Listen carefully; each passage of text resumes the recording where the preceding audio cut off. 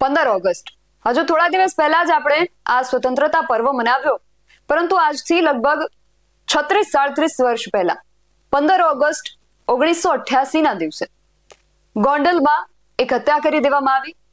જે હત્યા કરનાર વ્યક્તિ હતા એ હતા ગોંડલના રીબડાના અનિરુદ્ધસિંહ જાડેજા, અને એમણે જેની હત્યા કરી હતી એ હતા ધારાસભ્ય, એ સમયના ચાલુ ધારાસભ્ય પોપટ લાખા સોરઠિયા.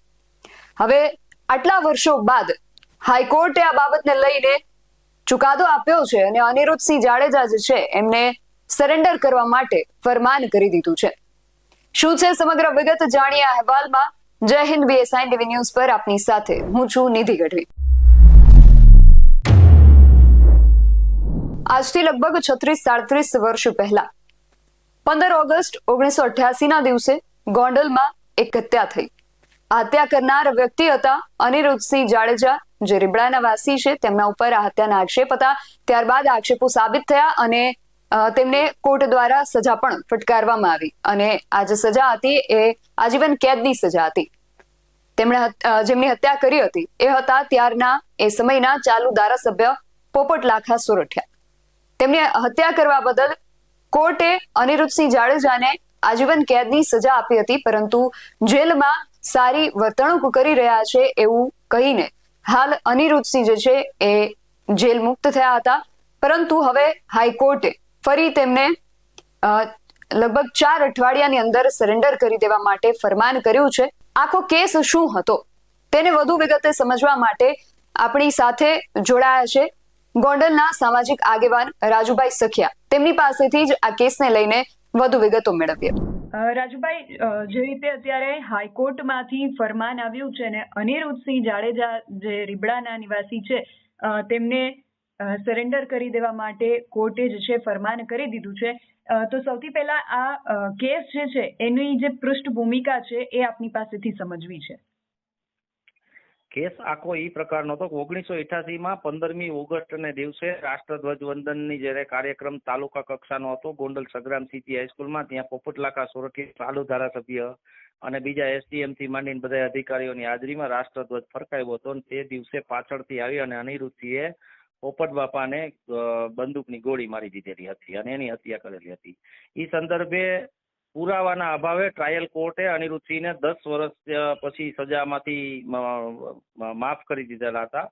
અને ટૂંકમાં એટલા માટે માફ કરેલા હતા કે ભાઈ પુરાવાનો અભાવ છે, પરંતુ નામદાર સુપ્રીમ કોર્ટે 1997ની અંદર આ કેસનું આખું સંજ્ઞાન લીધું અને સુપ્રીમ કોર્ટે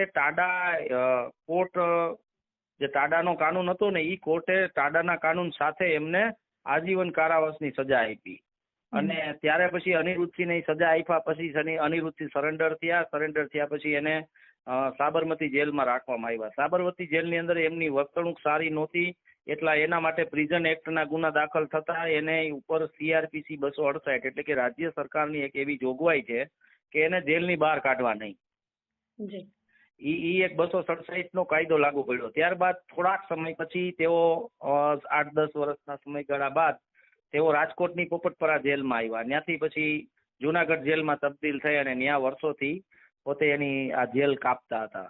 એ દરમિયાન એની ઉપર એલિગેશનો ઘણા બધા થયેલા હતા કે ભાઈ જેલમાં મેડિકલના નામે બહાર નીકળી અને રાજકીય મંચો ઉપરથી પ્રચાર કરવાનો, બીજા ત્રીજા એવા ઘણા બધી હાઈકોર્ટ સમક્ષ અરજીઓ પણ થઈ હતી.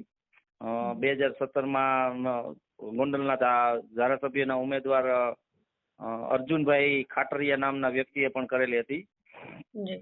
પછી આ ભાઈની સજા માફી જે છે અનિરુદ્ધસિંહની, એ સજા માફીનો જે એક પ્રક્રિયા હોય છે આપણી ભારત દેશના બંધારણની એની જોગવાઈ છે અને એનો એક 2017નો પરિપત્ર હતો સુધારા વધારા સાથેનો. ઉત્તરોત્તર પરિપત્રમાં સુધારા વધારા સાથે હોય. એની અંદર પણ વર્ગીકરણ રાખવામાં આવ્યું હતું ભાઈ કેવા કેદીને છોડવો.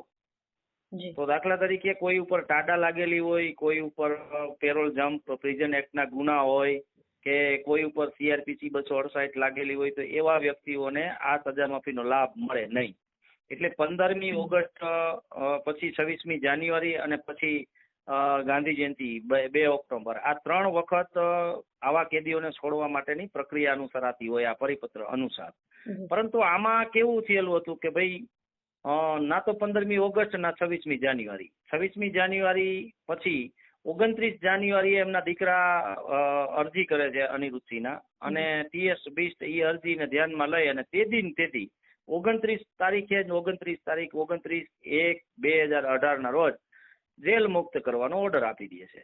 એટલે આવી રીતે આ ઓર્ડર થયેલો હતો. ખરેખર આની પ્રણાલી એવી હોય કે જે જેલની અંદર જે વ્યક્તિને સજા માફી થવાની હોય એ જેલના જેલર છે એ એક એબી કમિટી જે જિલ્લા લેવલે બેસવાની હોય, ડિસ્ટ્રિક્ટ જજ થી માંડીને IAS IPS અધિકારીઓ હોય, એની બધાની એક એબી કમિટી બેસે. એ એબી કમિટી સમક્ષ જેલના જે વડા છે, જિલ્લા જેલના વડા છે, ઈ કેદીની આખું ચેકલિસ્ટ ભરીને મૂકે. એ ચેકલિસ્ટ અને વર્તણૂક અને એ બધાના પરિપત્રના વર્ગીકરણને ધ્યાનમાં લઈ અને એક ઠરાવ કરે. એ ઠરાવ રાજ્ય સરકારમાં જાય, રાજ્ય સચિવ શ્રી એનો રાજ્યપાલશ્રીનો અભિપ્રાય માટે મોકલે, અને રાજ્યપાલના અભિપ્રાય પછી જેલ અધિક્ષકો છે ઈ એને છોડવાની કાર્યવાહી કરતા હોય. પણ આ કાર્યવાહી 15 ઓગસ્ટ, 26 જાન્યુઆરી અને 2 ઓક્ટોબરને થતી હોય છે. પરંતુ આમાં કોઈ એવી એબી કમિટી કે કોઈ એવી પ્રોસેસ કરવામાં આવી નહોતી. માત્ર TS બિસ્ટના આ ઓર્ડરથી તેઓ જેલ મુક્ત થઈ ગયેલા હતા. એટલે ઈ જેલ મુક્ત થઈ ગયેલા હતા એની બાબતમાં RTI થી મેં એક જવાબ મેળવેલો હતો 2018 ની અંદર, પરંતુ મને જવાબમાં જેલ અધિક્ષકે આપ્યો નહોતો. પછી મેં અપીલ કરી હતી. પછી ઈ અપીલ મેં આપણે માહિતી કમિશનરમાં કરી, અને માહિતી કમિશનરના ઓર્ડરથી એને જે છોડવામાં આવ્યા છે ને એનો એક ઓર્ડર ખાલી આપ્યો હતો. પરંતુ જે આ વર્ગીકરણની બાબત મારા અભ્યાસ માટે અજાણ હતી, પરિપત્રની, એ બધી જે બાબત છે એ મેં અન્ય 52 જેલોમાં RTI દ્વારા મેળવેલી હતી. આ બધી વસ્તુ મેં ભેગી કરી અને મારા એડવોકેટ હતા, મારા મિત્ર સંજયભાઈ પંડિત, એમને આપેલી હતી. એમને એક PIL દાખલ કરેલી હતી, અને એમના એક મિત્ર હતા મહેન્દ્રભાઈ ગુપ્તા કે એવું કંઈક નામ હતું, એમને પણ એક PIL દાખલ કરેલી હતી. આ બંને PILઓની પ્રક્રિયા કોરોના સમય દરમિયાન ચાલતી હતી. પછી આ લોકો બે ત્રાહિત હતા, અને કોરોનાનો સમય ખૂબ લાંબો સમય રહી, અને પછી કોઈ કારણોસર ઓનલાઈન ચેક કરતા એ ડિસ્પોઝ બતાવે. એટલે આ આખી પ્રકારની જે આખી કાર્યવાહી છે ને એ ગેરકાનૂની હતી. એટલા માટે જે પોપટ બાપા સોરઠિયાના દીકરા હરેશભાઈ રમેશભાઈ સોરઠિયા જે રહ્યા ને, એમને જયરાજસિંહ અને અનિરુદ્ધસિંહને વાંધો હતો. એટલે જયરાજસિંહ એનો કોન્ટેક્ટ કરી અને 2025માં સૌથી પહેલા 24ની અંદર એને સુપ્રીમ કોર્ટમાં અરજી દાખલ કરી. સુપ્રીમ કોર્ટે એવું કીધું કે રાજ્ય સરકારની બાબત છે, સજા માફીની વિષય છે, રાજ્ય સરકારમાં આવે તો આવી ગેરરીતિ થઈ હોય તો તમે નામદાર ગુજરાત હાઈકોર્ટમાં કરી શકો. એટલે એ લોકો ત્યાંથી વિડ્રો કરી અને ગુજરાત હાઈકોર્ટમાં આવ્યા, અને ગુજરાત હાઈકોર્ટે આ બાબતનું સંજ્ઞાન લઈ અને એમને જે જેલ માફીનો ઓર્ડર છે એ રદ કરેલો છે. અને એમાં ઓર્ડરમાં લખેલું છે કે ભાઈ 3 અઠવાડિયામાં આવવાનું એ બધું એમ. તો રાજુભાઈ, હવે અનિરુદ્ધસિંહ માટે હવે કયા દરવાજા ખુલ્લા છે? કે એમને જેલમાં જવું જ પડશે કે આગળ સુપ્રીમ કોર્ટમાં એ જે ચુકાદો છે એને પડકાર ફેંકી શકે છે? કાયદો સર્વોપરી છે. દેશ કુદરત અને કાયદા ઉપર આધારિત છે. એટલે કાયદો એવું કહે છે કે ભાઈ આની અંદર કોઈ સજા માફી નથી, અને આવા સજા માફીના વર્ગીકરણમાં આવતા ન હોય તો સુપ્રીમ કોર્ટ પણ આવી બાબતોને સંજ્ઞાન લેતા ન હોય. એટલે જેલ જ યોગ સમજવાનો. જી.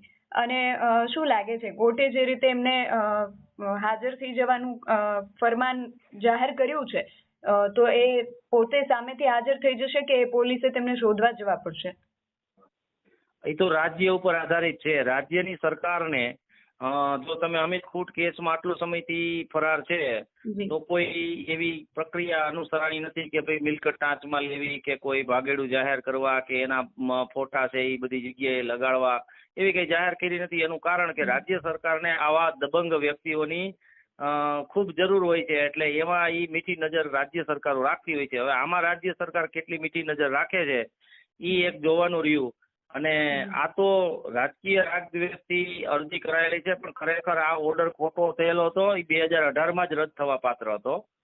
પણ પોપટ બાપાના દીકરા છે એ કદાચ જેમ અમિત ખૂંટ હાથો બન્યો તો એમ હાથો બનીને આ કામ 2025માં કરવા નીકળ્યા. જી. અને રાજુભાઈ, હજુ ગઈકાલે જ આપણે જે રીતે ચર્ચા કરી રહ્યા હતા કે અનિરુદ્ધસિંહના ભત્રીજાના પેટ્રોલ પંપ પર જેમણે ફાયરિંગ કર્યું હતું, હાર્દિકસિંહ જાડેજા, એમને પોલીસે જ્યારે એમની ધરપકડ કરી અને પછી દોરડાથી બાંધીને એનું રિકન્સ્ટ્રક્શન કરાયું હતું, તો હવે અનિરુદ્ધસિંહ જાડેજાને પણ કોર્ટે આ રીતે સરેન્ડર કરવા ફરમાન કર્યું છે, અને કદાચ એ સરેન્ડર નથી કરતા તો શું પોલીસ એમને આ રીતે પકડીને લાવશે ને આ રીતે રિકન્સ્ટ્રક્શન ને વગેરે કરાવશે? બિલકુલ, પોલીસ ઈ પ્રક્રિયા ક્યારેય કરવાની નથી. અને હાર્દિકસિંહની કોઈ ચૂંટણીની અંદર 5000 અસામાજિક તત્વો બૂથ ઉપર ઉભો કરવાની ક્ષમતા નહોતી, એટલે એનું સરઘસ નીકળ્યું. આની ક્ષમતા છે એટલે આનું સરઘસ ન નીકળે. જી.